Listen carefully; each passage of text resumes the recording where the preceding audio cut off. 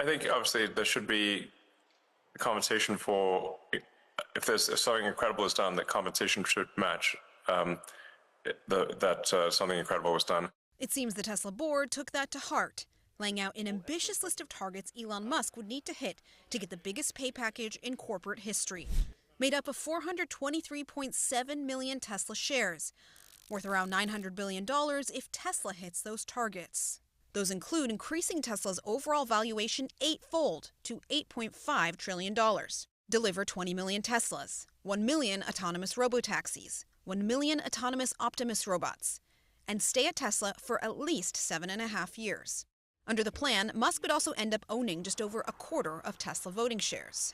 Musk has previously made it clear that he views his pay package as a reflection of his leadership at Tesla. It's not a money thing. It's a reasonable control thing over the future of the company, especially if we're building millions, potentially billions of humanoid robots. I can't be sitting there and wanting to get tossed out by, for political reasons, by activists. Tesla has suffered slumping sales and a volatile stock price, from increased competition and consumer backlash to Elon Musk's work with President Donald Trump's administration.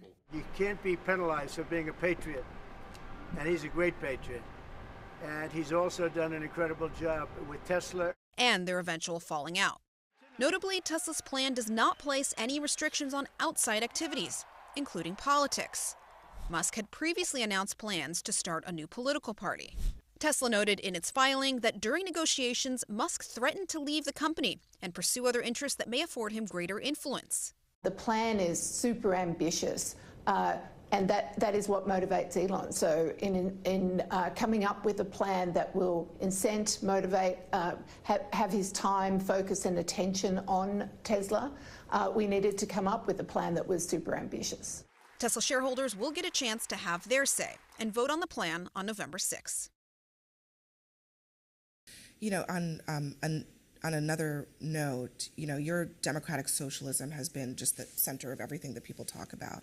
But in this country, there's a big debate about the wealthy, the uber wealthy, the gap between the rich and the poor. Just this week, Tesla offered a pay package to Elon Musk that would potentially make him a trillionaire. Do you think trillionaires should exist? I think the better question is whether working people should exist, because what we're seeing right now is amidst this incredible wealth, we have people who are keeping the city running that have to now live outside of the city, outside of the state. There are New Yorkers who are living in New Jersey and Pennsylvania and Connecticut because they just can't afford to live here. Amidst all of that, we have talk of trillionaires. I mean, it tells you where our political priorities are. And that's what is so frustrating, is that when we talk about the cuts to SNAP benefits here in New York City, the throwing of millions off of their health insurance, it's not just a incident that has taken place in Washington, D.C. It is a function of the largest wealth transfer we've ever seen in our history of our country's politics. Yeah, I mean, I definitely take the point that this inequality has only increased in recent years.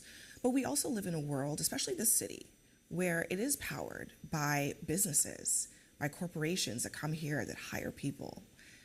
Job numbers that came out just today indicating there's a slowdown across the country in hiring. Is now really the time to raise taxes on those corporations, but also to exacerbate the tensions between the rich and the poor? Or do we need each other to make this economy work? We need each and every person in this city for the future that we all deserve. And what I would say is it's not politics or policy commitments that are exacerbating tensions. It's the fact of inequality. That's the tension that working class New Yorkers are living with, where they can't afford their rent, they can't afford their childcare. Any concerns about the broader economic environment and the impact of higher taxes on anybody, rich or poor, in this particular economy? Let's talk about the revenue proposals.